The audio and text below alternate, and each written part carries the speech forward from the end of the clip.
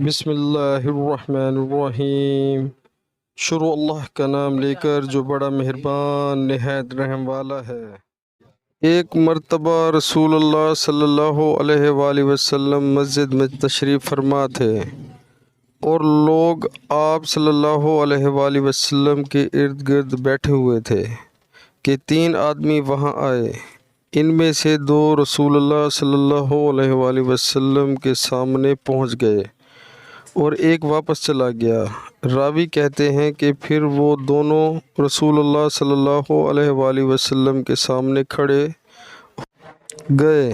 اس کے بعد ان میں سے ایک نے جب مجلس میں ایک جگہ کچھ گنجائش دیکھی تو وہاں بیٹھ گیا اور دوسرا اہل مجلس کے پیچھے بیٹھ گیا اور تیسرا جو تھا وہ لوٹ گیا۔ تو جب رسول اللہ صلی اللہ علیہ وآلہ وسلم اپنی گفتگو سے فارغ ہوئے تو صحابہ رضی اللہ تعالیٰ عنہ سے فرمایا کہ کیا میں تمہیں 3 آدمیوں کے بارے میں نہ بتاؤں؟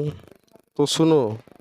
ان میں سے ایک نے اللہ سے پناہ چاہی، اللہ نے اسے پناہ دی، اور دوسرے کو شرم آئی تو اللہ بھی اس سے شرما کے اسے بھی بخش دیا، اور تیسرے شخص نے منہ موڑا تو اللہ نے بھی اس سے منہ موڑ لیا۔